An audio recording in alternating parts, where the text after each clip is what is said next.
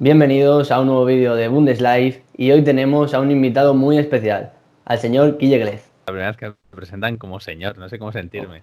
Hombre, Me hombre, acabas de hacer sentir viejo llamándome señor, pero no pasa nada, no pasa nada. Una ¿Cómo eminencia. estáis? Bueno, lo primero, felicidades por ese triunfo del Real Madrid en Liga y precisamente vamos a comenzar hablando de uno de los pilares claves de esa consecución de la Liga, que es Toni Kroos. 30 años ya, llegó hace 6 temporadas al Real Madrid, una operación buenísima para el Real Madrid, pero a la vez bastante nefasta por parte del Bayern de Múnich, 25 Sí. millones de euros. Y Toni Kroos, que ya tiene 30 añitos, pero sigue siendo uno de los indiscutibles. Sí, justamente comparto la edad de Toni Kroos desde el 1990 No creo que saca. y no, a ver, no tenemos el mismo talento, eso está claro, y evidentemente creo que ha sido uno de los mejores fichajes, me atrevería a decir, de la historia del Real Madrid, porque como tú sí, decías, al fin y al cabo el precio, 25 millones de euros por un centrocampista de élite, que claro, esto siempre Uli Jóvenes lo ha hablado con respecto a Toni Kroos, ¿no? Que se arrepiente de no haber llegado a una negociación de renovación con el Teutón por el aspecto de que ya el mismo Toni Kroos no quería renovar. Veía finalizada su etapa en el Bayern de Múnich y quería cambiar de aires justo cuando ocurre el Mundial y se convierte en una de las referencias en 2014, consiguiendo el entorchado, pues que el Real Madrid se haga con uno de los mejores centrocampistas, no solo del torneo, sino del panorama internacional, pues fue creo que una piedra de toque. Y luego aparte se ha convertido, por así decirlo, en el eje del Real Madrid. Es esa brújula, esa batuta que el Real Madrid de verdad, cuando lo habíamos visto en otros futbolistas como por ejemplo Fernando Redondo históricamente, Xabi Alonso, en Toni Kroos esperábamos eso, ¿no? Un jugador que dirigiera al Real Madrid. Y creo que el mismo Casemiro, en el propio reportaje de Toni Kroos, lo dice perfectamente, ¿no? El Real Madrid juega al tiempo que quiere Toni Kroos. Entonces, creo que esto resume muy bien en lo que se ha convertido el alemán. Y para mí, de toda la lista de alemanes de las que vamos a hablar, es el mejor jugador alemán que ha tenido en la historia del Real Madrid. sí, totalmente de acuerdo porque, como has dicho, calidad-precio, probablemente, si no el mejor, porque Cristiano Ronaldo, conforme llegó con esos casi 100 millones de euros, yo creo que es el jugador que más ha amortizado el Real Madrid, pero puede estar ahí también Luka Modric, Claro. que llegó por 40. Y ahora vamos a hablar de dos jugadores que también calidad-precio llegaron muy baratos al Real Madrid, que son Özil y Khedira. Los dos llegaron en 2010, después de hacer un gran mundial con Alemania, que quedó tercera. Dos jugadores muy jóvenes que capitanearon esa selección que tenía muy buena pinta, pero que al final España consiguió con ese gol de Puyol pasarla. Y bueno, son dos jugadores que en el Madrid han dado mucho, mucho de qué hablar, sobre todo para mí Özil, que creo que sus años con Mourinho fueron espectaculares, luego su carrera se ha venido yendo abajo. Y también Khedira, que parece que no, pero ha sido un jugador muy importante, fue titular en la décima, que muy poca gente lo recuerda, Sí, y ha sí. sido un jugador que ha estado 5 temporadas y lo ha hecho muy bien. No sé qué opinarás tú de estos dos futbolistas. Pues mismamente lo decías tú, ¿no? Son dos jugadores que llegan en la temporada 2010-2011 a raíz de hacer un muy buen mundial en Sudáfrica.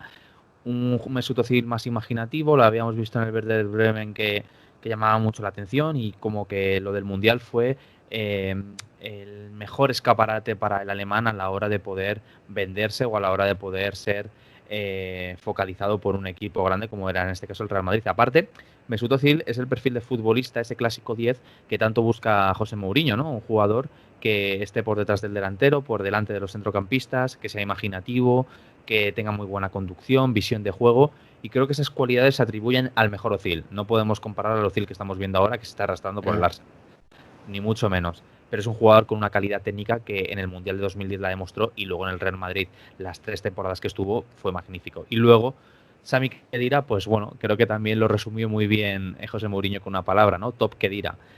Un futbolista que sorprendió a todos porque creo que hacía ese trabajo sucio que parece, no sé, que se desmerece, parece que es un trabajo que no es cuantificable en el mundo del fútbol, pero para mí es muy necesario. Y Xabi Alonso lo decía muchas veces, que todo lo que yo hacía era gracias a Sami Khedira, porque le quitaba un poquito más de responsabilidad defensiva, es un jugador que te abarca las dos áreas. Ahora, por ejemplo, en la Juventus le estamos viendo que es un futbolista un poquito más sosegado, pero en el Real Madrid era un box to box, era un jugador que te abarcaba muchísimo terreno de juego, salvando muchísimo las distancias, porque para mí creo que por proyección creo que es mucho mejor Fede Valverde, pero se parece a Fede Valverde en la posición y en el estilo de futbolista a la hora de abarcar las dos áreas, ¿eh? Y para mí un jugador muy, muy infravalorado. Se le toma como un Sí. futbolista que parecía un piernas y de verdad que es un jugador que le ha dado muchísimo al Real Madrid. Como dices tú, alguien tenía que hacer ese trabajo y qué mejor que un Sami Khedira, que fue la verdad que bastante importante en el equipo, y no es casualidad que la mayoría de nombres que tenemos en esta lista de jugadores alemanes que han pasado por el Real Madrid, la mayoría sean mediocampistas, al igual que Özil, que además fue una auténtica pena su salida del club. Y al igual que ha sido importante los mediocampistas, los porteros siempre han sido algo bastante importante, tanto en Alemania como en el Real Madrid, Zamora, Bullo, Casillas.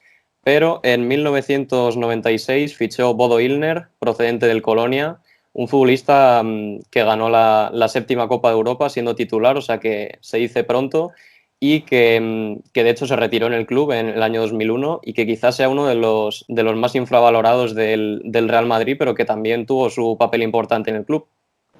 Sí, para mí Bodo Illner, siempre lo he dicho, es el portero que ha marcado mi infancia, porque es el primer portero que yo me empiezo a fijar viendo fútbol, ¿no? Es un portero que, a ver, no está mucho tiempo, si no recuerdo mal, son 4 o 5 temporadas en el Real Madrid, hasta 2001, y no llega ni siquiera a los 100 partidos con el Real Madrid, pero aún así, siempre como portero titular.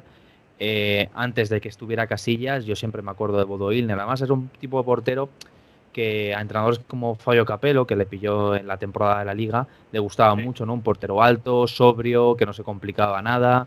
Y sí que es cierto que en Alemania se le recuerda bastante por el Colonia, que es donde lo fichó el Real Madrid. Para mí, ya os digo, es un portero que marca mi infancia por ser el clásico portero alemán sobrio y que en el Real Madrid yo creo que cosechó éxitos, o al menos ofreció solvencia, ofreció seguridad, y eso es digno de elogiar de Bodo. Sí, la verdad que fue un portero importante, no ha estado tan valorado como al igual yo creo que tampoco ha estado tan valorado Jupp Heynckes, que hay que recordar que fue el entrenador de la séptima Copa de Europa, se le recuerda por su papel como entrenador en el Bayern de Múnich, también ha sido un jugador en su momento y entrenador del Borussia Mönchengladbach, entrenó al Athletic de Bilbao y al Tenerife, pero en el Real Madrid solo estuvo una temporada y no se le recuerda tanto, pero ha sido muy importante. Sí, sí, sí, para mí Jupp Heynckes solamente por el éxito de la séptima, me parece que ya entra en el, no sé cómo decirlo, en el Olimpo de los entrenadores del Real Madrid en un aspecto, aunque solamente sea una temporada, porque consigue el hito que muchísimos entrenadores no habían logrado, que era conseguir la Copa de Europa 32 años después. O sea, para que veáis la repercusión que logró conseguir Jupp Heynckes, también es cierto que propiciado por una grandísima plantilla. Sí. Ya había salido la sentencia de Bosman, ya jugadores europeos podían llegar al Real Madrid. Y en aquella temporada, en la temporada 97-98, pues vemos a Jupp Heynckes, que sí que es cierto que había tenido un pasado, pues mismamente lo habíais dicho, en el Athletic Club de Bilbao, en el Tenerife 2 temporadas, venía a hacer muy buenas campañas con el conjunto isleño, pero si te pones a mirar la plantilla, es que es alucinante. Jugadores como Mijatovic, Suker, Raúl, Redondo, Sidor, Roberto Carlos, Panucci, Hierro, Cañizares como portero, el mismo Bodo Illner. Claro, o sea, es una plantilla que puede competir en Europa. Y encima te enfrentas contra el máximo favorito como es la Juventus en la final. Y ganas esa final. A ver, con cierta polémica, las cosas como son, pero ganas la final. Sí que es cierto que en Liga pues hace un cuarto puesto, lo solventa de aquella manera por la Champions, pero creo que por eso decía que entra en el Olimpo por ser por ser un entrenador, mejor dicho, eh, sobrio, con una idea clara de cómo se tenía que jugar y que aprovechó muy bien la plantilla que tenía. Yo creo que esto ha determinado mucho la trayectoria de Jupp Heynckes como entrenador, que ha sabido poner muy bien las piezas. Y eso parece muy fácil, pero no. Y sobre todo con vestuarios que no son fáciles de gestionar. Yo creo que esto lo ha demostrado 15, 20 años después, cuando ha estado en el Bayern de Múnich y ha llegado a conseguir muchísimos éxitos. Sin duda, pero es que además hay otro factor extra, que es que el Real Madrid en la séptima Copa de Europa que gana ante la Juventus era el conjunto italiano el que realmente era favorito. Sí. El año anterior había perdido la final contra el Borussia Dortmund y realmente fue un doblemente importante para el Real Madrid. Y ya pasamos a la época antigua, digamos, del Real Madrid bueno, unos jugadores que bastante mitazos, Bernd Schuster, Ule Stielike, Paul Breitner y Günther Netzer. Para ti, Guille, ¿cuál es del que más recuerdo tienes y cuál crees que encajaría mejor a día de hoy en la actual plantilla del Real Madrid? Pues muy buena pregunta, porque estamos hablando de jugadores que son leyendas en el fútbol alemán. A ver, yo creo, más allá de la polémica que tuvo Schuster con Toni Kroos, no sé si os acordáis, que le llamó tractor alemán, bueno, Sí. una cosa un poco turbia. Schuster, la faceta que vimos en el Barça, sí que es cierto que después del Barça se fue al Real Madrid y después al Atlético de Madrid. Parece que Schuster, como que las decisiones que tomaba, las tomaba en venganza del equipo del que se iba, ¿no? Me voy del Barça, me voy al Real Madrid, máximo rival, y del Real Madrid me voy al Atlético de Madrid, que es el mayor rival o por el que siente odio el Atlético de Madrid al Real Madrid, ¿no?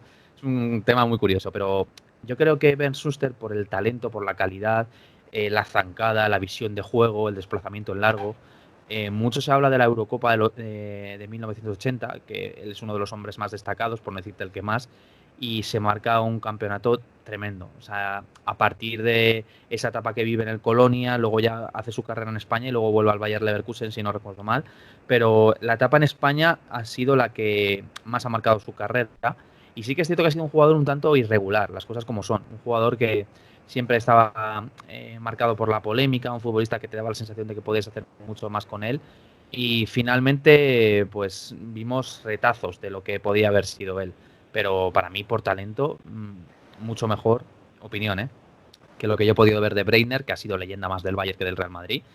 Y que Günther Netzer, pues fíjate, Günther Netzer se decía que era uno de esos futbolistas de los que te enamorabas cuando le veías, que era un jugador con una clase tremenda, que cuando veías era pura elegancia. Claro, yo te estoy hablando de partidos que he podido ver de claro. O sea, solamente he visto 3 temporadas, o sea, solamente jugó 3 temporadas y he visto a lo mejor 2, 3 partidos en el Real Madrid y algunos con la selección alemana.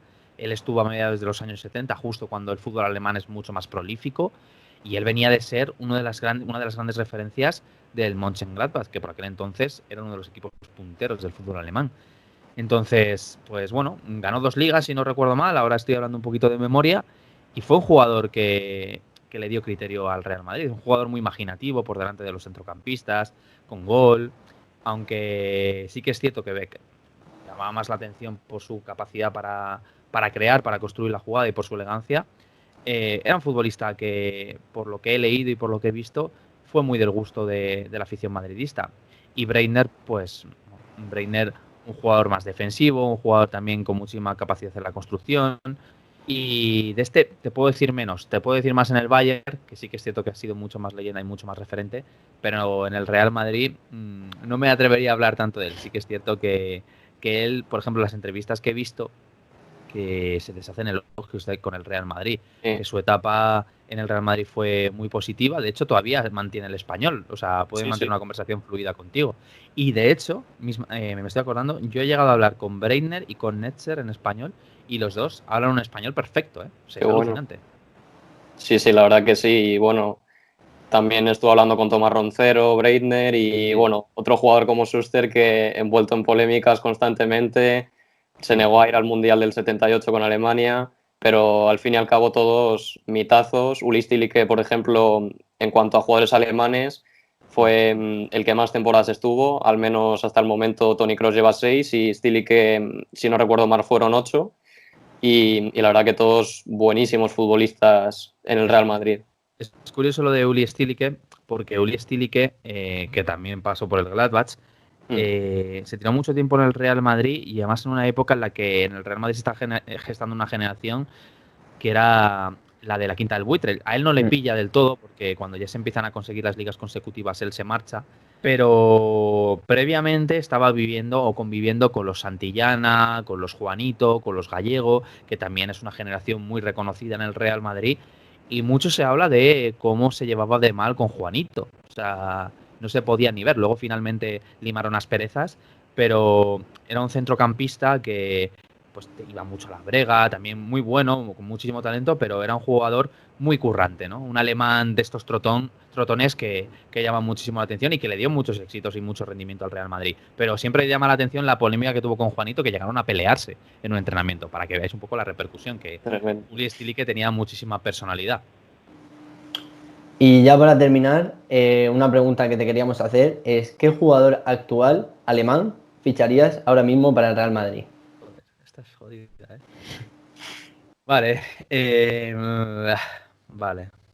Estoy pensando también por necesidades, ¿no? Porque al fin y al cabo el Real Madrid tiene una plantilla completa y tienes que pensar un poco qué futbolistas. A ver, yo creo que si fuera el más necesario para mí sería Sula. O sea, para mí es un central que, más allá de las lesiones, me parece top mundial. O sea, me parece que va a ser uno de los mejores centrales del mundo si le respetan las lesiones.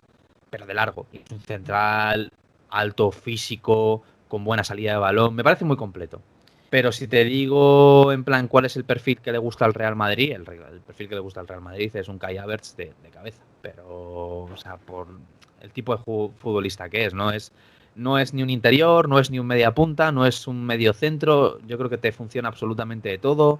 Tiene gol, tiene capacidad de construir la jugada en 3/4, rompe líneas. Es lo más similar que hay a Kevin De Bruyne o algo parecido. Y es un futbolista que para mí, quien se lo lleve, si se lo llevan esta temporada, se habla mucho del Chelsea, me parece que haría una gran operación. Para mí esos dos futbolistas. Y luego ya por debilidad, un jugador que a mí me hubiera encantado ver de blanco es Marco Reus, pero Marco Reus tiene las piernas un poco mal y un tanto.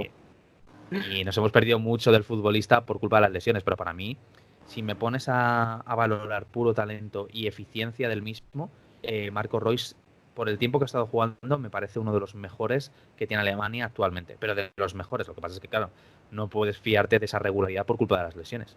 Y cuánto se habló de su posible fichaje con el Madrid. Y bueno, como has dicho, Sule, precisamente era el defensor titular para este año del Bayern de Múnich, pero finalmente con la lesión no ha podido jugar. Pero sin duda en el Hoffenheim fue bestial y ya cuando esté totalmente recuperado, ya prácticamente lo está, veremos si en Champions ya finalmente es el titular. Y bueno, pues esto ha sido todo por hoy. Te damos las gracias, Guille, por haberte pasado por el canal y nos vemos en el próximo vídeo. Un placer. Adiós.